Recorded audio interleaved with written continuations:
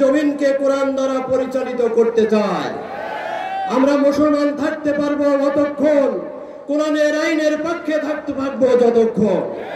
এই বাংলাদেশ কোরআনের আইন দিয়ে পরিচালিত হয় না, সে মর্মে বাংলাদেশের জমিনে যারা বসবাস করে তারা মুসলমান থাকতে পারে না। কেবল মুসলমান তারাই থাকতে পারবে যারা প্রচেষ্টা করবে এই জমিন আল্লাহর আইন চলবে, আল্লাহর এই মর্মে যারা সর্বাত্মক প্রচেষ্টা করবে। আল্লাহকে আমরা রব মানতে চাই, আল্লাহকে রব মানতে চাই। আল্লাহকে রব মানার একমাত্র প্রক্রিয়া হলো আল্লাহর আইন মানতে হবে। আর আল্লাহর আইন মানতে চাইলে এই জমিন যদি আল্লাহর আইন দিয়ে পরিচালিত হয়, এই বাংলাদেশ আল্লাহর আইন দিয়ে পরিচালিত হয় না, মানুষ নামক রবদের দ্বারা পরিচালিত হয়।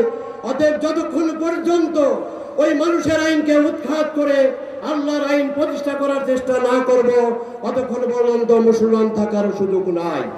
অর্থাৎ রব হলো তারা, মানুষের আইন, রব হলো তারা আইন বানায় যারা। এই বাংলাদেশে যারা আল্লাহর আইন বাদ দিয়ে আইন তৈরি করেছে তারা হলো কাফির। আর এই মানুষের আইন বাদ দিয়ে যারা বিচার করে তারা হলো জালিম। মানুষের আইন মানতে যারা বাধ্য করে তারা হলো তাগুত। মানুষের আইন চালু থাকার পরেও যারা এই জমিনে নীরব থাকবে তারা হলো সত্যত্যাগী, ফাসিক অথবা মুনাফিক। আর ইমানদার হলো তারা আল্লাহর আইন প্রতিষ্ঠার জন্য সংগ্রাম করে যারা। এ কাজ করার যোগ্য হলো তারা ফাল ইউকাতিল ফি সাবিলিল্লাহিল্লাযিনা ইয়াশরুনাল হায়াতাদ দুনিয়া। তারা হলো সেই লোক যারা দুনিয়ার জিন্দেগিকে বিক্রি করতে পারে আখিরাতের জন্য। আল্লাহ পাক বলেছেন আল্লাযিনা কাফারু, যারা কুফরি করে, মানুষের আইন বাদ আল্লাহর আইন বাদ দিয়ে আইন তৈরি করে।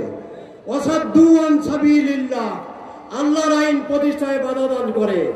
আদাল্লাহু আমালহুম, তাদের সমস্ত ভালো কাজ, তারা মসজিদ নির্মাণ করুক, নামাজ পড়ুক, আবু জেহেলের মতো 40 বারের হাজি হোক, তাদের সকল আমলকে আমি ডিলিট করে দেব।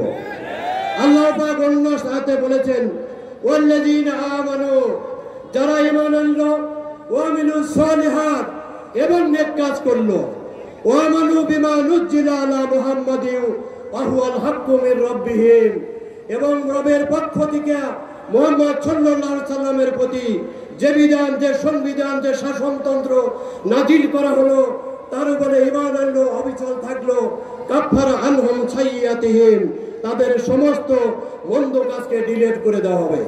ওয়াসলাহা বালাহুম, তাদের অবস্থা ভালো করে দেব। আল্লাহ পাক আমাদের সকল অবস্থা ভালো করে দিক। সকলে বলে আমিন।